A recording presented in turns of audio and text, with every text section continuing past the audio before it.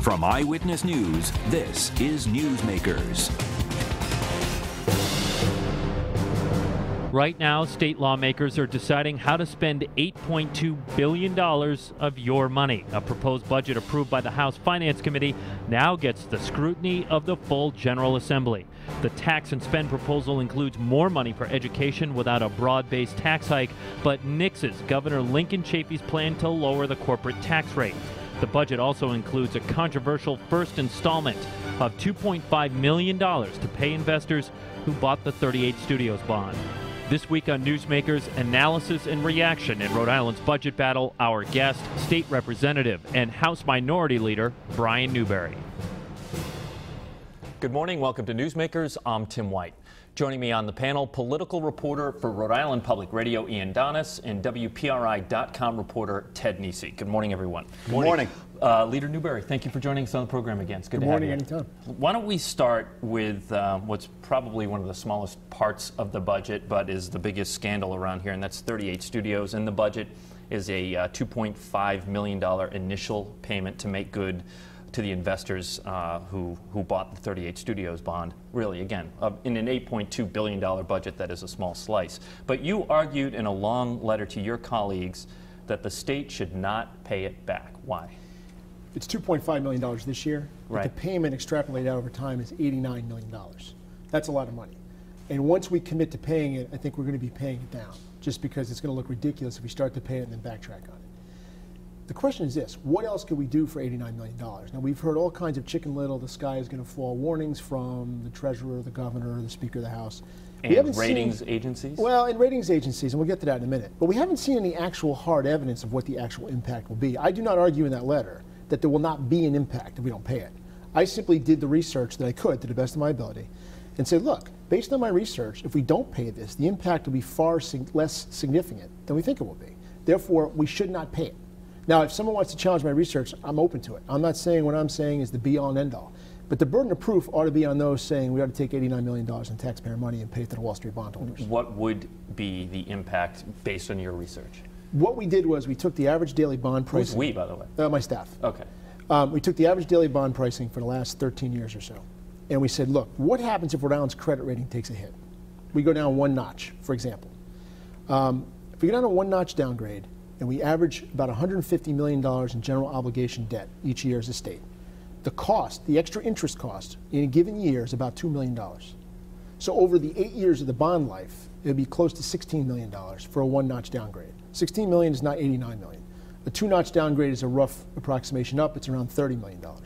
A three-notch downgrade gets higher. We're still not closing in on $89 million. And that's assuming that we get a downgrade on the general obligation debt. And as we all know, 38 Studios debt is not general obligation. Yeah, we should point out there are two types of bonds. You have the general obligation, and then this 38 Studios was a moral obligation bond. Should Rhode Island even be in the moral obligation bond business anymore? Is that over and done with, in your opinion?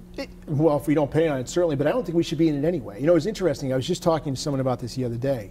The moral obligation bonds are issued so that we get away from voter approval. That's the only reason they exist. But if the bond markets are going to treat the moral obligation bonds exactly like they treat general obligation bonds, then what are we doing? Because the interest rates are so much higher. We shouldn't be issuing them in the first place. This deal is a steal for the people that bought this. How do you explain how there's such a wide disparity between people like you who say that not paying back the bonds would be less costly than paying them, and Deputy State Treasurer Mark Dingley, who told the Senate this week that the impact of not paying back the bonds could hurt the state for 30 years? Well, he told them that, but where's the data? And yes, I'm not saying we won't get hurt. I'm saying we're not going to get hurt as much as we'll be hurt by simply paying. Have you presented your data and your argument directly to Governor Chafee and Treasurer Raimondo? And if so, what is their response? I have not presented to the Governor and the Treasurer. Obviously, I presented to the Speaker of the House and the members of the House. And right now, the decision lies on us.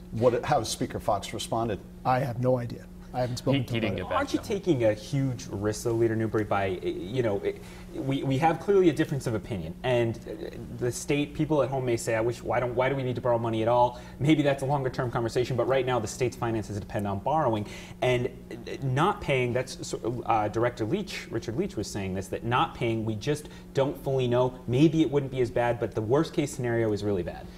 It's a fair question. Here's the thing. What is the worst case scenario? They brought in, I call it a dog and pony show. They brought in this guy, Mr. Fabian, to testify. Even his testimony, and viewers can see it, it's on the General Assembly website. It's a 2-hour 6-hour hearing. This is in there. Matt Fabian from Municipal Market Advisors. Right. He said that in his estimation, the most likely worst-case scenario was a 2 to 3 notch drop. But he also said that was speculation. And if you look, Illinois, right now, Illinois is rated 3 notches below Rhode Island. Okay, Illinois is under SEC investigation for fraud, and they're 3 notches below Rhode Island.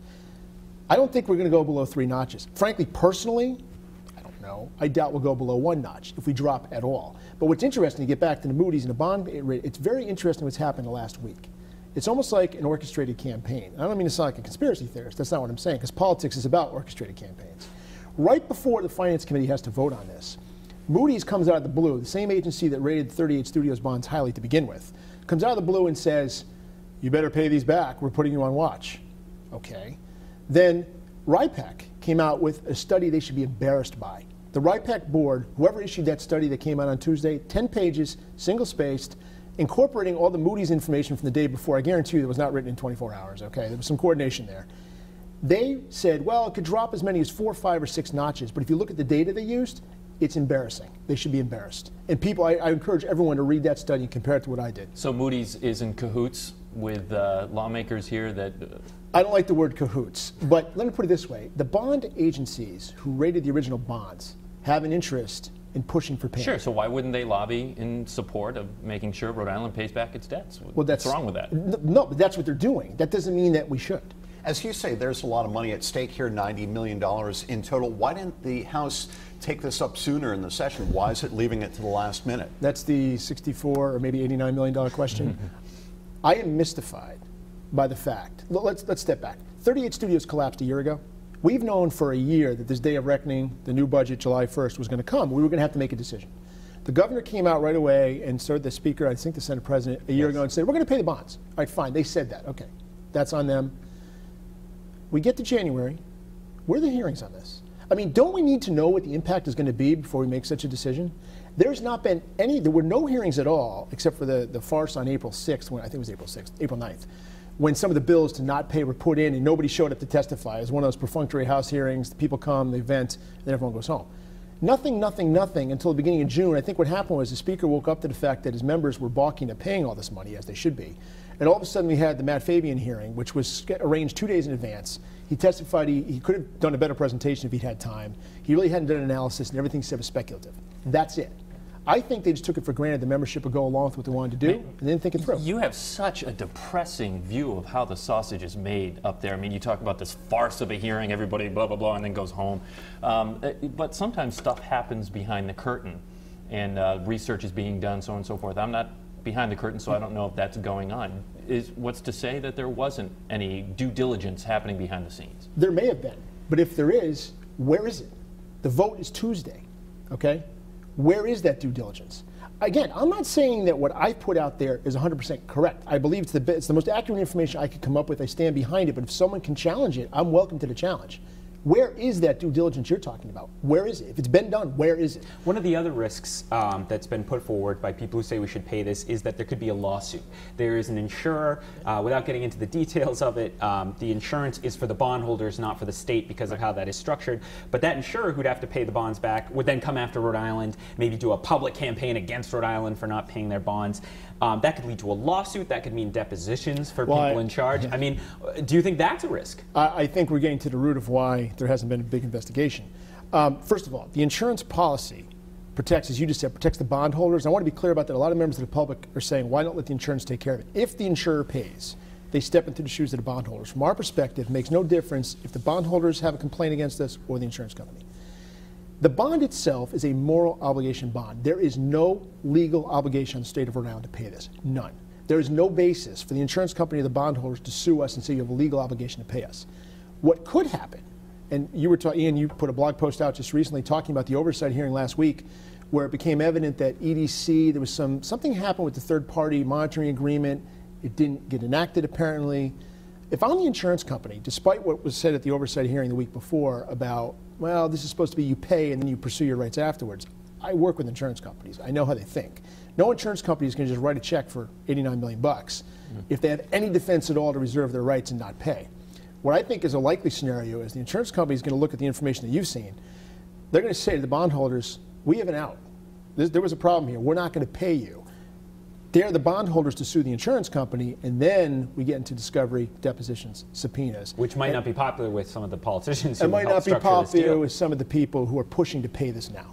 Republicans in the General Assembly have been the staunchest opponents of repaying the bonds, but House leadership traditionally holds up lawmakers' pet bills to get their support for the budget. So will that inhibit an honest debate on when you guys vote on the budget Tuesday about whether or not to repay the bonds? Well, there's a difference between an honest debate and what people actually do when they vote.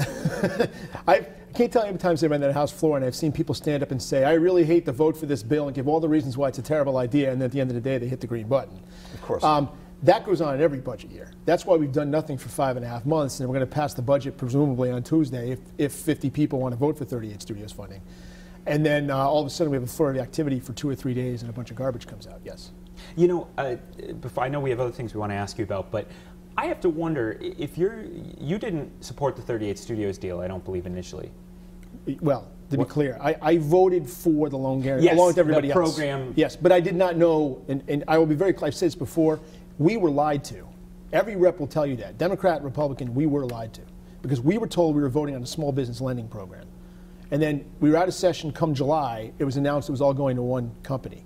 If that had been known, there's no way that ever would have passed. I'll tell you this, nobody believes that. People think, everyone at the State House knew. The Journal was already reporting that 38 Studios, Trilling was around talking. A Republican governor, your own party, was the one who put this together. I mean, does that frustrate you that a Republican governor, you know, you are always telling us we shouldn't have government involvement in the economy. Look, Governor Carcieri was hip deep in this. He deserves all the blame heaped on him, and so does the Speaker of the House and leadership of the Senate. All you got to do, though, is go back and watch the debate. You can tell we didn't know. Nick Mattiello was on the majority leader. I can tell he didn't know. Because he was up there on the debate talking about going to small business. He's not going to get up there and lie about that. What are the unanswered questions that you still have about 38 Studios?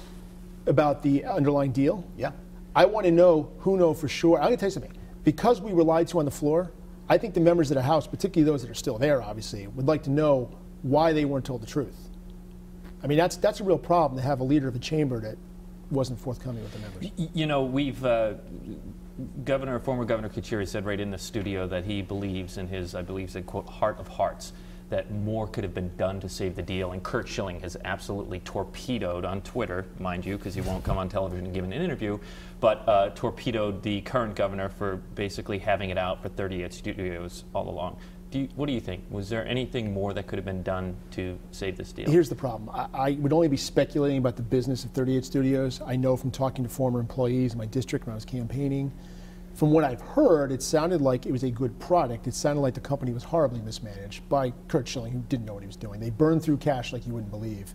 As an investor in a situation like that, if someone's burning through cash, you're not just going to toss more cash on them. That said, where was the EDC for all the time 38 Studios was in business? They were supposed to be overseeing the operations. So could the company have been successful? I'm sure it could have been. Was it successful? No, because of poor management. That doesn't just end with Kurt Schilling. All right, this entire conversation on 38 Studios happened because we're talking about the proposed budget, so we're going to continue to talk about that. And before we go to break, I want to point out we invited any one of the 69 Democrats in the House to come on for this program, and we never heard back. Stay with us. You're watching Newsmakers.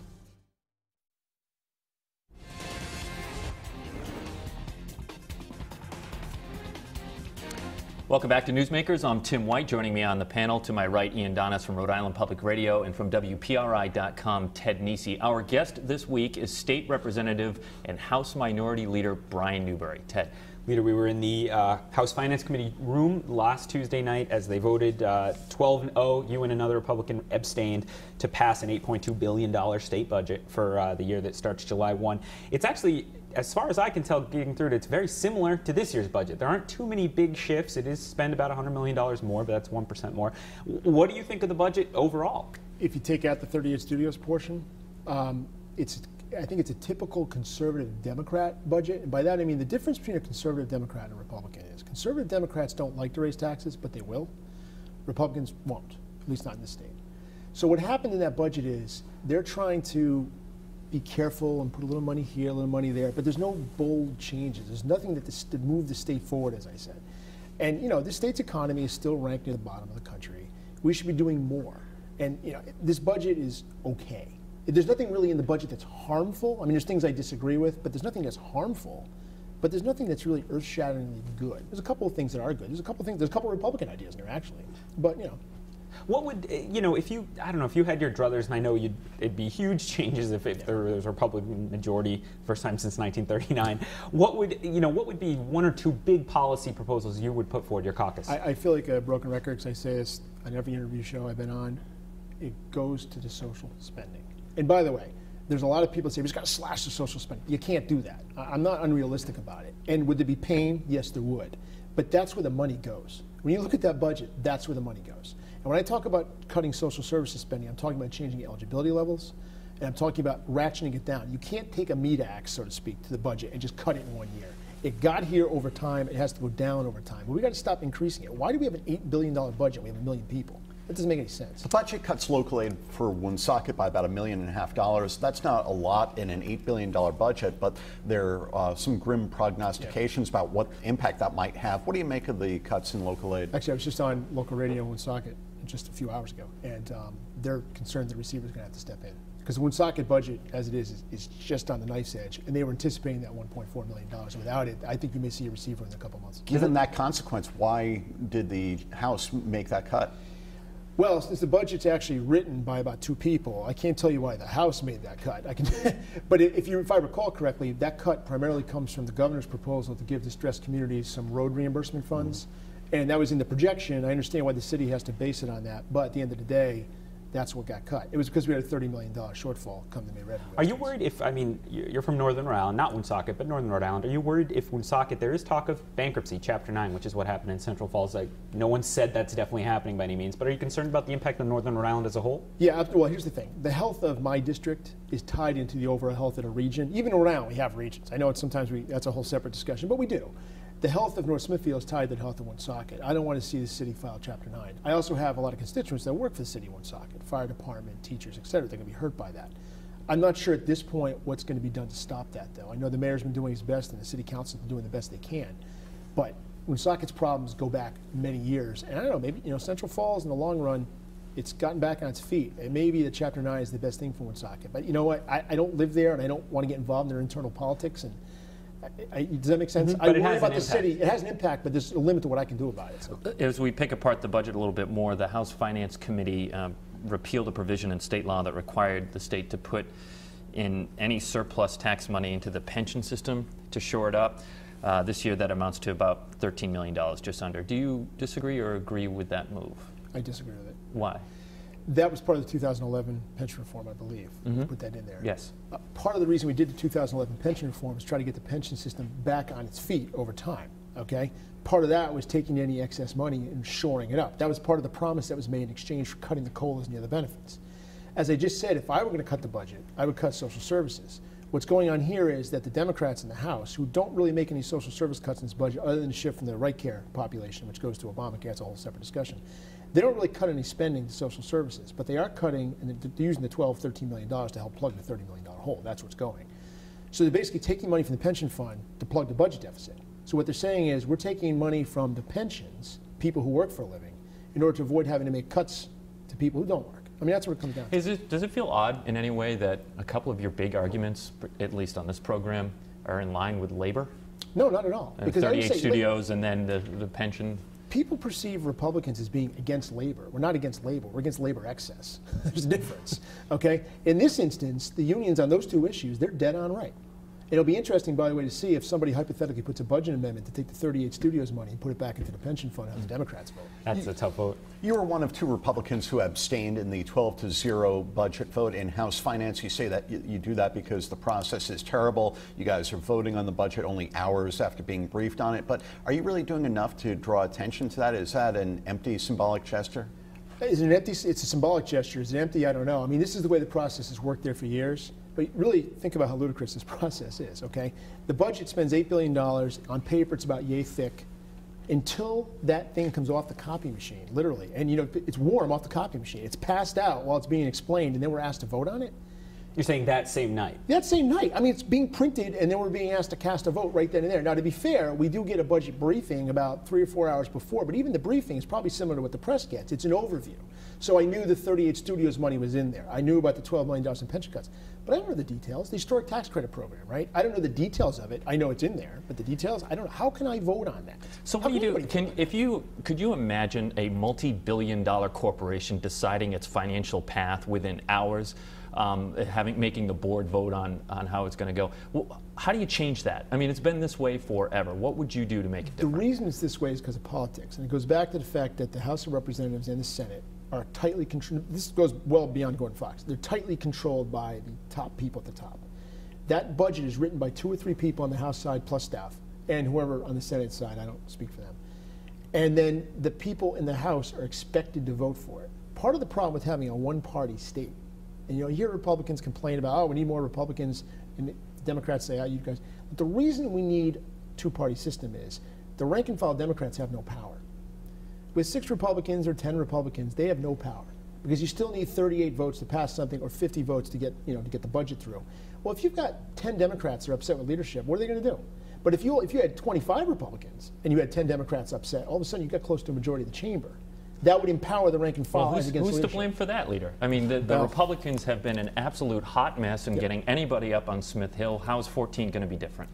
That's a long question, but I'll try to give you a short answer. 2004, we actually did pretty well in the House. I wasn't there at the time, but we picked up seats. We were moving in the right direction. That was when Governor Carcieri was still popular too. 2006, 2008, 2012 were national disasters for various reasons. It had nothing to do with local, it was national. If you're a Republican. If you're a Republican, right. Yeah. 2010, it was a very good environment for us, but the state party at the time had very poor leadership. There was no real backing for candidates. People who did win that year, like Representative Chippendale, Representative Costa, Representative Morgan, did it on their own, okay?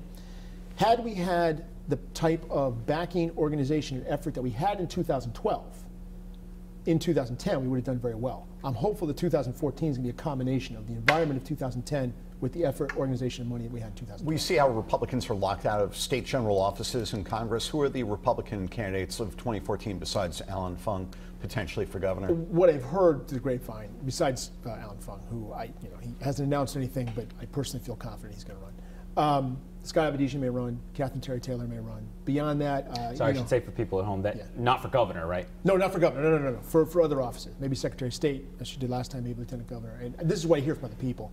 I don't know this. I don't want to start some rumor that I've had some conversation, but I got to look at someone like Frank Caprio, okay, and say, is he going to run as a Democrat, or is he going to run as an independent, or is he going to run as a Republican? I don't know. Would you welcome him to the Republican Party with open arms? Frank Caprio, look, it doesn't mean I agree with everybody in every issue, but I respect Frank Caprio, and I like him personally.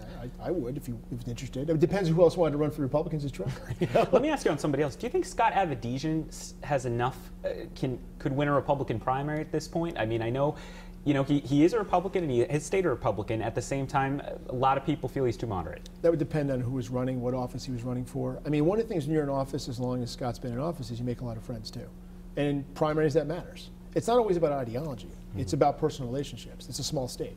Let me ask you something else. You voted in favor of gay marriage when that came up on the floor. That was the end of April, or excuse me, that was in May. Well, originally it was February. Hard to remember when everything happened. Yeah. Anyway, it was such a big conversation. Now it just disappeared because it passed. I'm just curious, what's the reaction been from your constituents? Are you getting any pushback? Are people happy, or are they not even mentioning it? Well, when we voted on it, actually the May vote, I got no pushback. It was all in February. That's what I mean, the May vote, the big vote, the final vote. Well, the big vote was, for those of us in the House, the big vote was the first one. After that, people knew what you were doing. But the people at home, the final vote was, it's legal. All along on that issue, I got emails and letters and phone calls from probably the same group of people on both sides. I would estimate 15 to 20 on each side. Some happy, some not happy, depending on what I was going to do.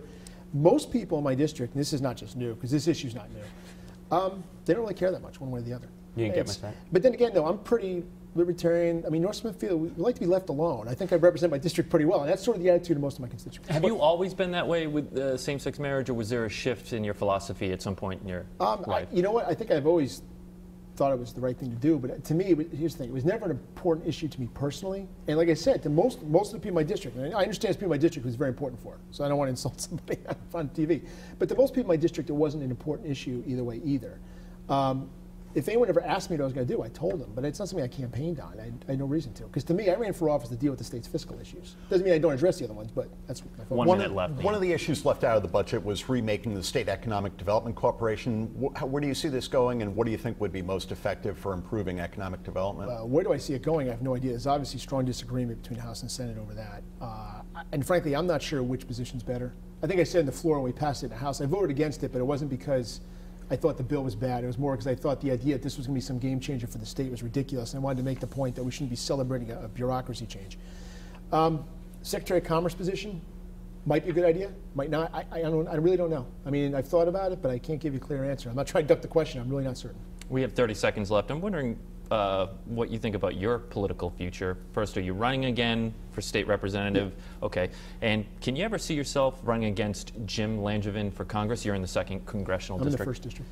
You are in the 1st? Yeah. Did you get moved, or were you always there? I was always in the 1st. That's my fault. I told Tim before you. No, you notice Burrillville got moved, but I live in North Smithfield. All right. Do you ever see yourself running for higher office in 10 seconds? Never say never, but my youngest son's in 3rd grade, and I will not run for anything beyond House District 48 until at least 10 years from now. My kids. House Minority Leader Brian Newberry, thank you for joining us on Newsmakers. For Ted Nesi and Ian Donis, I'm Tim White. We'll see you next week on Newsmakers.